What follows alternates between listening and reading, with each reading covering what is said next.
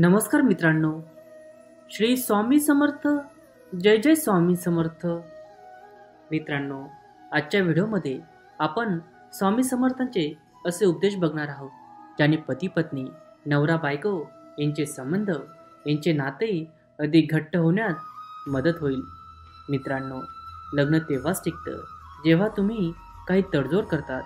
पती पत्नीच्या नात्यात चढ उतार तर होतच असतात, मात्र लग्नानंतर योग्य पद्धतीने हे नातं सांभाळायचं असेल तर स्वामी समर्थांचे काही उपदेश नक्कीच मार्गदर्शक ठरू शकतील. तर जाणून घेऊया. अनेक जण स्वामी समर्थांचे भक्त आहेत, तर जीवनाचे सार आपल्या आयुष्यात वापरल्यास पती पत्नीचे जीवन नक्कीच सुखाचे होऊ शकते. मित्रांनो, स्वामींनी केलेले उपदेश हे आयुष्यात जर आचरणात आणले तर संसार नक्कीच सुखाचा होईल. संसाराचा पाया हा विश्वासावर असतो. पती आणि पत्नीने एकामेकांसह कसे राहावे जेणेकरून आयुष्य चांगलं राहतं. मित्रांनो, कर्म करत राहायचे, त्याचे फळ कधी ना कधी तरी मिळतेच. किती संकट आले तरी एकामेकांना आधार पती पत्नींचा असतो. जीवनाचे सार समजून संसार करायचा हेच नेहमी स्वामी सांगतात.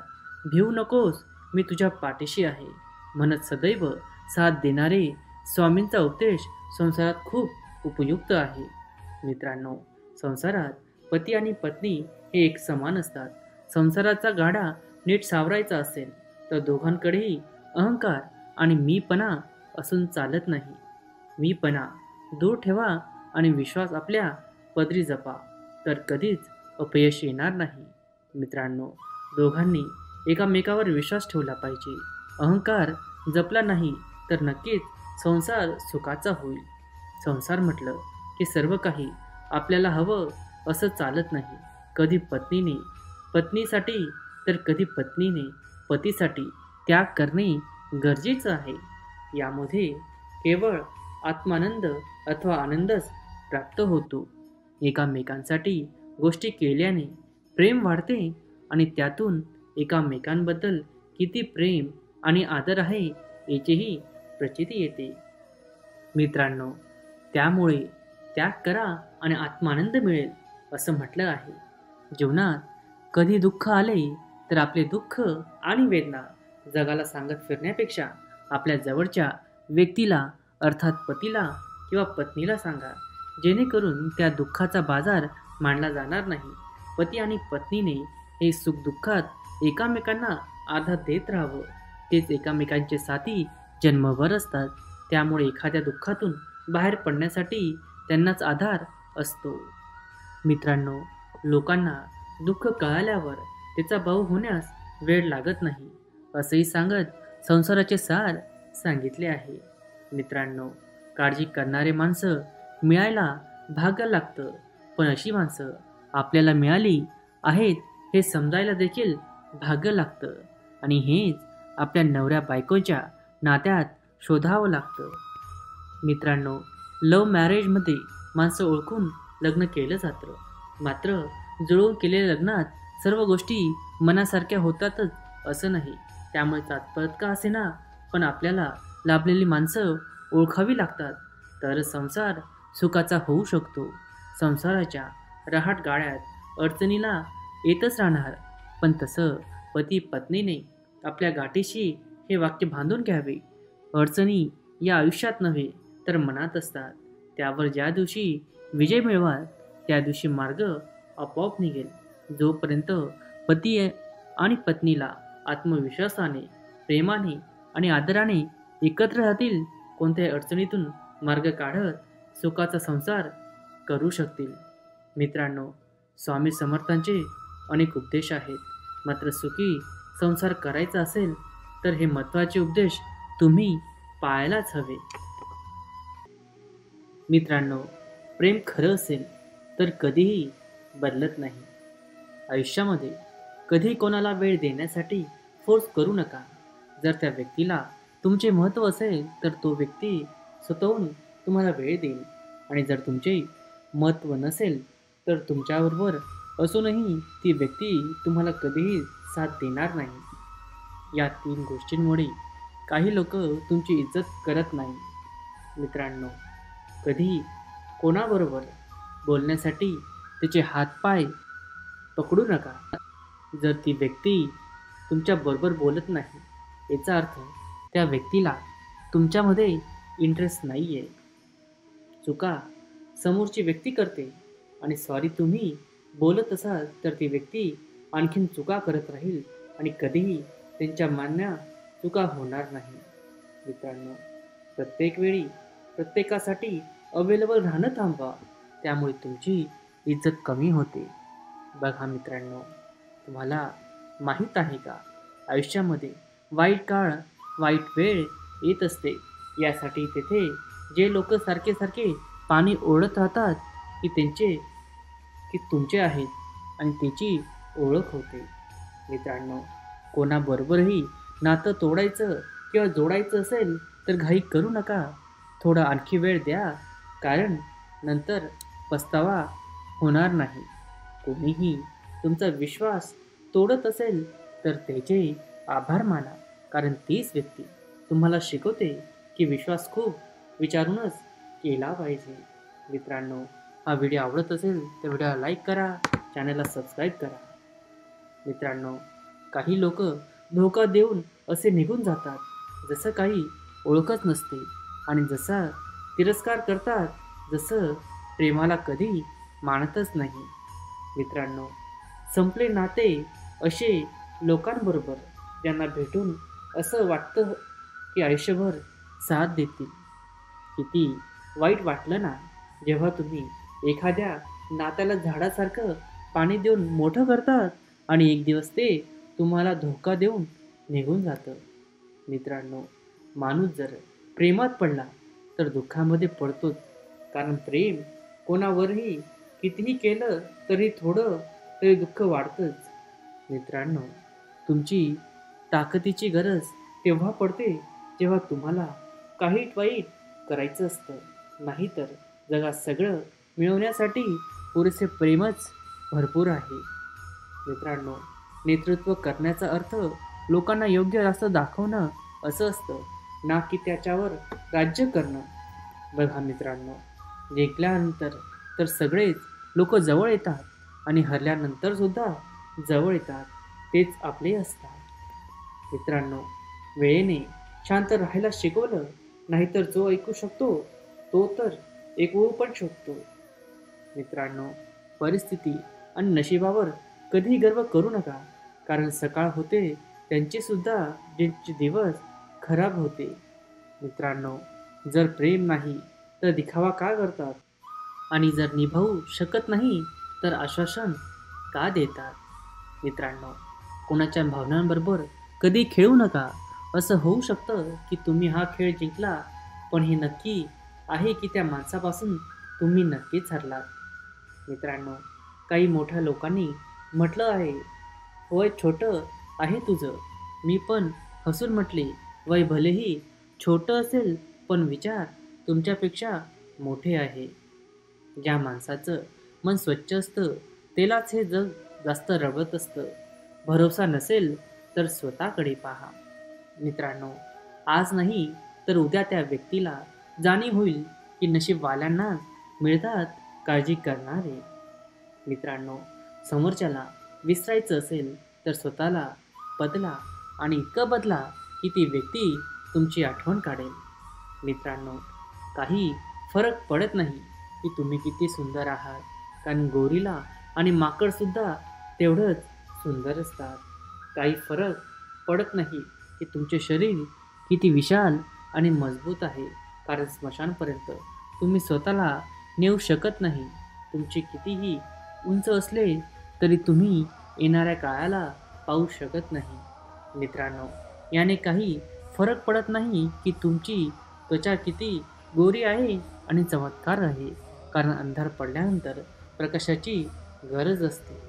काही फरक पडत नाही की तुम्ही किती श्रीमंत आहात, तुमच्याजवळ किती पैसे आहेत, कारण घरातील बाथरूमपर्यंत जाण्यासाठी तुम्हाला चालत जावं लागतं. त्यामुळे सांभाळून चला. आयुष्याचा प्रवास छोटा आहे आणि त्याला हसत पार करा.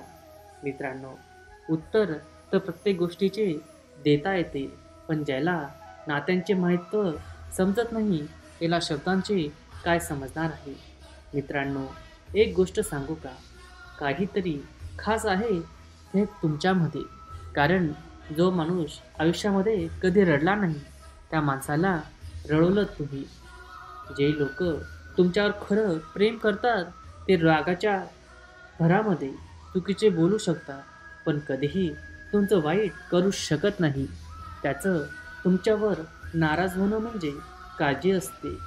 मित्रांनो, कोणाचाही विश्वास जिंकणं सोपं आहे, तो विश्वास तोडणं आणखी सोपं असतं, पण अवघड आहे विश्वास निभावणं.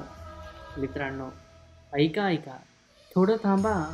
तुम्ही हा व्हिडिओ कुठून पाहत आहात हा मला कमेंट करून सांगा.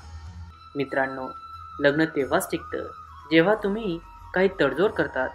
पती पत्नीच्या नात्यात चढ उतार तर होतच असतात, मात्र लग्नानंतर योग्य पद्धतीने हे नातं सांभाळायचं असेल तर स्वामी समर्थांचे काही उपदेश नक्कीच मार्गदर्शक ठरू शकतील. तर जाणून घेऊया. अनेक जण स्वामी समर्थांचे भक्त आहेत, तर जीवनाचे सार आपल्या आयुष्यात वापरल्यास पती पत्नीचे जीवन नक्कीच सुखाचे होऊ शकते. मित्रांनो, स्वामींनी केलेले उपदेश हे आयुष्यात जर आचरणात आणले तर संसार नक्कीच सुखाचा होईल. संसाराचा पाया हा विश्वासावर असतो. पती आणि पत्नीने एकामेकांसह कसे राहावे जेणेकरून आयुष्य चांगलं राहतं. मित्रांनो, कर्म करत राहायचे, त्याचे फळ कधी ना कधी तरी मिळतेच. किती संकट आले तरी एकामेकांना आधार पती पत्नींचा असतो. जीवनाचे सार समजून संसार करायचा हेच नेहमी स्वामी सांगतात. भिवू नकोस, मी तुझ्या पाठीशी आहे म्हणत सदैव साथ देणारे स्वामींचा उपदेश संसारात खूप उपयुक्त आहे. मित्रांनो, संसारात पती आणि पत्नी हे एक समान असतात. संसाराचा गाडा नीट सावरायचा असेल तर दोघांकडेही अहंकार आणि मीपणा असून चालत नाही. मीपणा दूर ठेवा आणि विश्वास आपल्या पदरी जपा, तर कधीच अपयश येणार नाही. मित्रांनो, दोघांनी एकामेकावर विश्वास ठेवला पाहिजे. अहंकार जपला नाही तर नक्कीच संसार सुखाचा होईल. संसार म्हटलं की सर्व काही आपल्याला हवं असं चालत नाही. कधी पत्नीने पत्नीसाठी तर कधी पत्नीने पतीसाठी त्याग करणे गरजेचं आहे. यामध्ये केवळ आत्मानंद अथवा आनंदच प्राप्त होतो. एकामेकांसाठी गोष्टी केल्याने प्रेम वाढते आणि त्यातून एकामेकांबद्दल किती प्रेम आणि आदर आहे याचीही प्रचिती येते. मित्रांनो, त्यामुळे त्याग करा आणि आत्मानंद मिळेल असं म्हटलं आहे. जीवनात कधी दुःख आले तर आपले दुःख आणि वेदना जगाला सांगत फिरण्यापेक्षा आपल्या जवळच्या व्यक्तीला अर्थात पतीला किंवा पत्नीला सांगा, जेणेकरून त्या दुःखाचा बाजार मांडला जाणार नाही. पती आणि पत्नीने हे सुखदुःखात एकामेकांना आधार देत राहावं. तेच एकामेकांचे साथी जन्मभर असतात. त्यामुळे एखाद्या दुःखातून बाहेर पडण्यासाठी त्यांनाच आधार असतो. मित्रांनो, लोकांना दुःख कळाल्यावर त्याचा भाऊ होण्यास वेळ लागत नाही असंही सांगत संसाराचे सार सांगितले आहे. मित्रांनो, काळजी करणारे माणसं मिळायला भाग्य लागतं, पण अशी माणसं आपल्याला मिळाली आहेत हे समजायला देखील भाग्य लागतं. आणि हेच आपल्या नवऱ्या बायकोच्या नात्यात शोधावं लागतं. मित्रांनो, लव्ह मॅरेजमध्ये माणसं ओळखून लग्न केलं जातं, मात्र जुळवून केलेल्या लग्नात सर्व गोष्टी मनासारख्या होतातच असं नाही. त्यामुळे तात्परत का असेना, पण आपल्याला लाभलेली माणसं ओळखावी लागतात, तर संसार सुखाचा होऊ शकतो. संसाराच्या रहाट गाड्यात अडचणीला येतच राहणार, पण तसं पती पत्नीने आपल्या गाठीशी हे वाक्य बांधून घ्यावे. अडचणी या आयुष्यात नव्हे तर मनात असतात. त्यावर ज्या दिवशी विजय मिळवाल त्या दिवशी मार्ग आपोआप निघेल. जोपर्यंत पती आणि पत्नीला आत्मविश्वासाने, प्रेमाने आणि आदराने एकत्र राहतील, कोणत्याही अडचणीतून मार्ग काढत सुखाचा संसार करू शकतील. मित्रांनो, स्वामी समर्थांचे अनेक उपदेश आहेत, मात्र सुखी संसार करायचा असेल तर हे महत्त्वाचे उपदेश तुम्ही पाळायलाच हवे. मित्रांनो, प्रेम खरं असेल तर कधीही बदलत नाही. आयुष्यामध्ये कधी कोणाला वेळ देण्यासाठी फोर्स करू नका.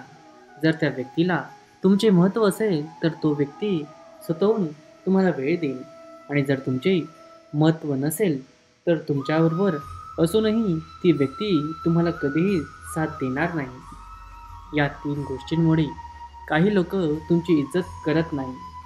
मित्रांनो, कधी कोणाबरोबर बोलण्यासाठी त्याचे हातपाय पकडू नका.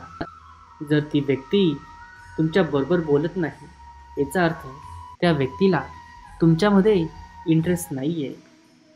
चुका समोरची व्यक्ती करते, आणि सॉरी तुम्ही बोलत असाल तर ती व्यक्ती आणखीन चुका करत राहील, आणि कधीही त्यांच्या मान्य चुका होणार नाही. मित्रांनो, प्रत्येक वेळी प्रत्येकासाठी अवेलेबल राहणं थांबवा, त्यामुळे तुमची इज्जत कमी होते. बघा मित्रांनो, तुम्हाला माहीत आहे का, आयुष्यामध्ये वाईट काळ, वाईट वेळ येत असते. यासाठी तेथे जे लोक सारखे सारखे पाणी ओढत राहतात की तुमचे आहेत, आणि त्याची ओळख होते. मित्रांनो, कोणाबरोबरही नातं तोडायचं किंवा जोडायचं असेल तर घाई करू नका. थोडा आणखी वेळ द्या, कारण नंतर पस्तावा होणार नाही.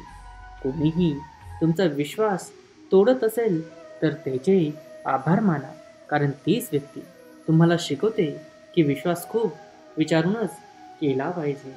मित्रांनो, हा व्हिडिओ आवडत असेल तर व्हिडिओला लाईक करा, चॅनलला सबस्क्राईब करा. मित्रांनो, काही लोक धोका देऊन असे निघून जातात जसं काही ओळखच नसते, आणि जसा तिरस्कार करतात जसं प्रेमाला कधी मानतच नाही. मित्रांनो, संपले नाते असे लोकांबरोबर ज्यांना भेटून असं वाटतं की आयुष्यभर साथ देतील. किती वाईट वाटलं ना जेव्हा तुम्ही एखाद्या नात्याला झाडासारखं पाणी देऊन मोठं करतात, आणि एक दिवस ते तुम्हाला धोका देऊन निघून जातं. मित्रांनो, माणूस जर प्रेमात पडला तर दुःखामध्ये पडतोच, कारण प्रेम कोणावरही कितीही केलं तरी थोडं तरी दुःख वाढतंच. मित्रांनो, तुमची ताकदीची गरज तेव्हा पडते जेव्हा तुम्हाला काही वाईट करायचं असतं, नाहीतर जगात सगळं मिळवण्यासाठी पुरेसे प्रेमच भरपूर आहे. मित्रांनो, नेतृत्व करण्याचा अर्थ लोकांना योग्य रास्ता दाखवणं असं असतं, ना की त्याच्यावर राज्य करणं. बघा मित्रांनो, जिंकल्यानंतर तर सगळेच लोक जवळ येतात, आणि हरल्यानंतर सुद्धा जवळ येतात तेच आपले असतात. मित्रांनो, वेळेने शांत राहायला शिकवलं, नाहीतर जो ऐकू शकतो तो तर ऐकू पण शकतो. मित्रांनो, परिस्थिती आणि नशिबावर कधी गर्व करू नका, कारण सकाळ होते त्यांचे सुद्धा ज्यांचे दिवस खराब होते. मित्रांनो, जर प्रेम नाही तर दिखावा का करतात, आणि जर निभावू शकत नाही तर आश्वासन का देतात. मित्रांनो, कोणाच्या भावनांबरोबर कधी खेळू नका. असं होऊ शकतं की तुम्ही हा खेळ जिंकला, पण हे नक्की आहे की त्या माणसापासून तुम्ही नक्कीच हरलात. मित्रांनो, काही मोठ्या लोकांनी म्हटलं आहे, वय छोटं आहे तुझं. मी पण हसून म्हटले, वय भलेही छोटं असेल पण विचार तुमच्यापेक्षा मोठे आहे. ज्या माणसाचं मन स्वच्छ असतं त्यालाच हे जग जास्त रडत असतं. भरोसा नसेल तर स्वतःकडे पहा.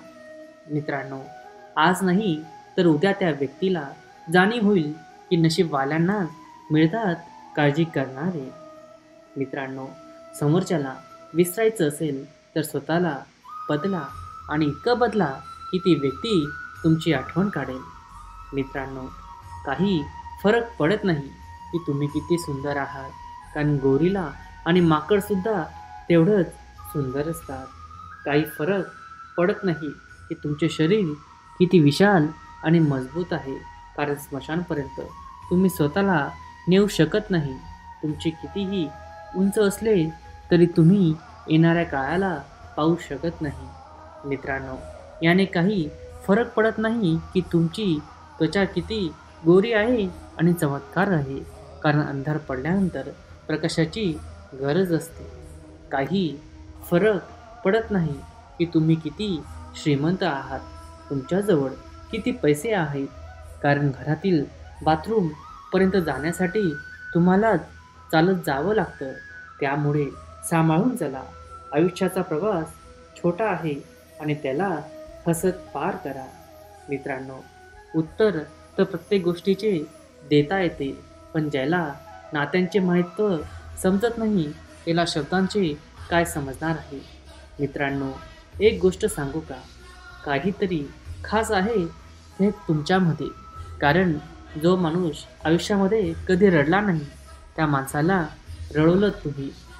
जे लोक तुमच्यावर खरं प्रेम करतात ते रागाच्या भरामध्ये चुकीचे बोलू शकतात, पण कधीही तुमचं वाईट करू शकत नाही.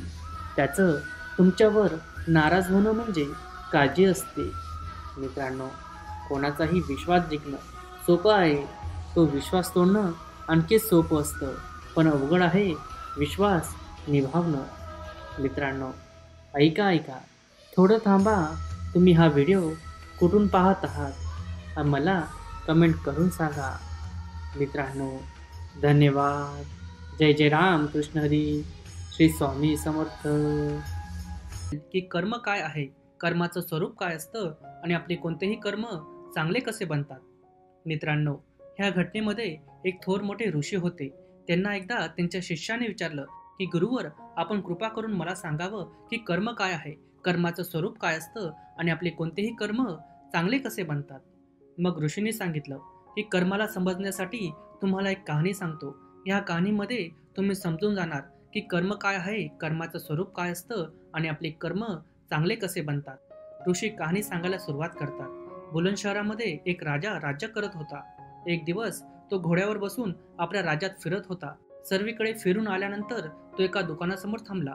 थांबल्यावर राजाने आपल्या मंत्र्याला सांगितलं की महामंत्री, माहित नाही मला का असं वाटतंय की उद्या या दुकानदाराच्या मालकाला फाशीची शिक्षा द्यावी, त्याला मृत्यूदंडाची शिक्षा द्यावी असे मनाला वाटतंय. मंत्री राजाला मृत्यूदंड देण्याचे कारण विचारणार, तेवढ्यात राजा तेथून पुढे निघून जातो. राजाला असे का वाटले याचा पत्ता लावण्यासाठी मंत्री सामान्य माणसाचा वेश धारण करून दुसऱ्या दिवशी त्या दुकानात गेला. दुकानदार चंदनाचे लाकूड विकायचा. मंत्र्याने दुकानदाराला विचारलं की भाऊ, तुझं काम कसे चालू आहे. दुकानदाराने सांगितलं, माझी अवस्था खूप वाईट आहे. लोक माझ्या दुकानात येतात, चंदनाचं लाकूड बघतात, त्यांची स्तुती करतात, परंतु कोणीही ते विकत घेत नाही. तो दुकानदार पुढे मंत्र्याला सांगतो, फक्त आपल्या राज्याच्या राजाची मृत्यूची वाट पाहत आहे, जेणेकरून राज्याच्या अंत्यविधीसाठी त्याच्याकडून चंदनाचे अनेक लाकूड विकत घेतले जातील. त्यानंतर त्याचा व्यवसाय आणखी वाढेल आणि व्यवसाय चांगला चालू होऊन जाईल. हे ऐकून मंत्र्याला सगळा प्रकार समजला. त्याला समजले की या नकारात्मक विचारानेच राजाचे विचार पण नकारात्मक झाले होते. जेव्हा राजा ह्या दुकानाच्या समोरून जात होता तेव्हा राजाने ह्या दुकानदाराकडे पाहिले. तेव्हा ह्या दुकानदाराची नकारात्मक विचारांच्या ऊर्जेमुळे राजाच्या मनावर नकारात्मक परिणाम झाला. त्यामुळे राजाच्या मनात फाशीची शिक्षा देण्याची कल्पना आली. तो मंत्री खूप हुशार होता, म्हणून त्याला वाटलं की मी इथून थोडे चंदनाचे लाकूड विकत घेतो. म्हणून त्याने दुकानदाराला विचारलं की मी तुमच्याकडून थोडे चंदन घेऊ का. हे ऐकून दुकानदाराला खूप आनंद झाला. त्याला वाटलं काहीतरी विकत गेलं. इतके दिवस झालं कोणीही लाकूड विकत घेत नव्हतं. दुकानदाराने चंदनाचे लाकूड कागदात चांगल्या पद्धतीने बांधून मंत्र्याला दिले. मंत्री ते चंदनाचे लाकूड घेऊन राजाच्या दरबारात पोहोचला आणि राजाला सांगू लागला, महाराज, ज्या दुकानदाराला तुम्हाला काल फाशीची शिक्षा द्यावी असे वाटत होते, त्याने ही चंदनाच्या काठ्या तुमच्यासाठी उपहार भेट म्हणून पाठवली आहे. हे ऐकून राजाला खूप आनंद झाला आणि मनात विचार करू लागला की मी विनाकारण त्या दुकानदाराबद्दल चुकीचा विचार करू लागलो होतो. राजाने चंदन हातात घेतले, त्याचा वास घेतला. खूप छान वास येत होता. हे पाहून राजाला खूप आनंद झाला. त्याने मंत्र्याला सांगितलं, माझ्या वतीने दुकानदाराला सोन्याची नाणी भेट म्हणून देण्यात यावी. दुसऱ्या दिवशी सकाळी मंत्री पुन्हा त्याच सामान्य माणसाचे रूप घेऊन त्या दुकानदाराकडे सोन्याची नाणी घेऊन गेला आणि सांगितले, तुझे चंदन महाराजांना खूप आवडले, म्हणून महाराजांनी तुला ही सोन्याची नाणी उपहारमध्ये भेट दिली आहे. हे ऐकून दुकानदाराला स्वतःच्या विचारांची फार वाईट वाटले. विचार करतो की मी राजाबद्दल किती वाईट विचार करत होतो. राजा तर फार दयाळू आहे. मग इथेच ऋषींनी त्यांची कहाणी थांबवली. मग ऋषींनी आपल्या शिष्यांना विचारलं की कर्म काय असतं हे मला आता तुम्ही सांगा. शिष्याने उत्तर देताना सांगितलं, शब्दच आपले कर्म आहे. आपण जे काम करतो तेच आपले कर्म आहे. जी आपली भावना आहे तेच आपलं कर्म आहे. ऋषींनी सर्व शिष्यांचे उत्तर ऐकल्यानंतर हे सांगितलं, तुमचे विचारच तुमचे कर्म आहे. जर आपण इतर लोकांबद्दल चांगले आणि दयाळू विचार ठेवले तर ते सकारात्मक विचार आपल्यापर्यंत अनुकूल रूपात येतील. पण जर आपण वाईट विचार जोपासले तर ते विचार त्याच रूपात परत येतील. जर तुम्ही तुमच्या विचारांवर नियंत्रण ठेवायला शिकून गेले तर तुम्ही एक महान व्यक्ती बनून जातात. म्हणून मित्रांनो, जेव्हा तुम्ही चांगला विचार करतात तेव्हा तुमच्यासोबत चांगलंच होतं आणि ते होतच राहील.